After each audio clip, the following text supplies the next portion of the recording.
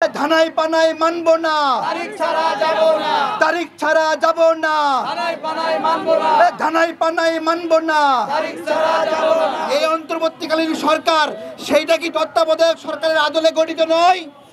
এবং তত্ত্বাবধায়ক সরকারের উপদেষ্টারা বাংলাদেশের ইতিহাসে কখনো নির্বাচন করতে পারেনি।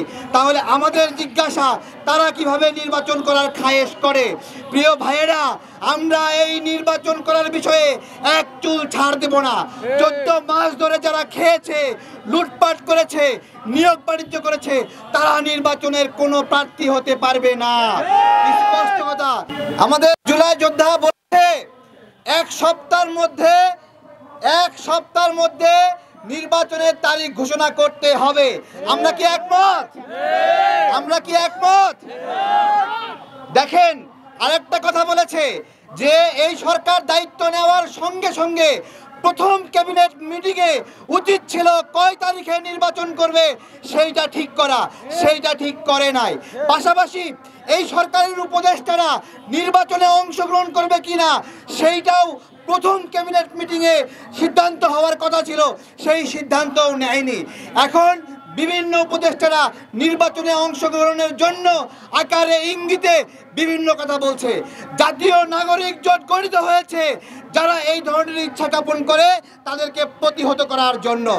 একটা প্রশ্ন রাখি, প্রশ্ন হলো 20 বছর 25 বছরের যুবক সে উপদেষ্টা হলে নির্বাচন করতে পারবে, আর 70 বছরের বুড়া হইলে সে নির্বাচন করতে পারবে না, এরকম কোনো আইন আছে?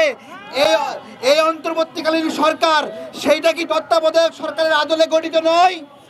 এবং তত্ত্বাবধায়ক সরকারের উপদেষ্টারা বাংলাদেশের ইতিহাসে কখনো নির্বাচন করতে পারেনি। তাহলে আমাদের জিজ্ঞাসা, তারা কিভাবে নির্বাচন করার খায়েশ করে?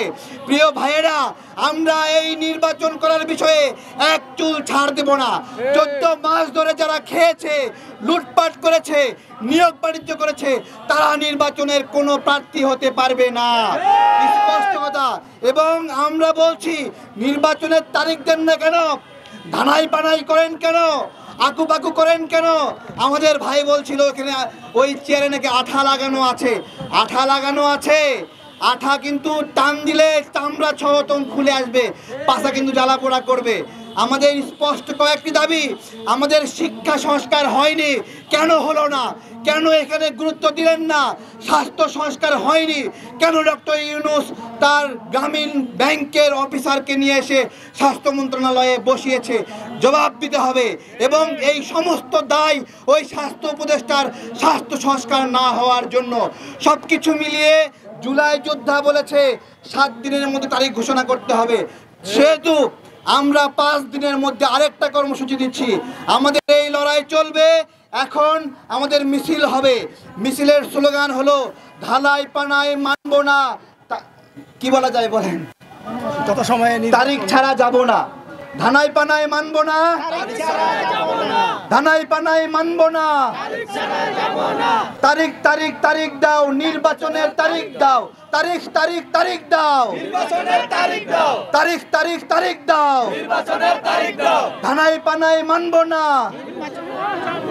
তারিখ ছাড়া যাব না, ধানাই পানাই মানবো না, তারিখ ছাড়া যাব না, ধানাই পানাই মানবো না। আমাদের মিছিলটা এখনই শুরু হবে। ধন্যবাদ সবাইকে।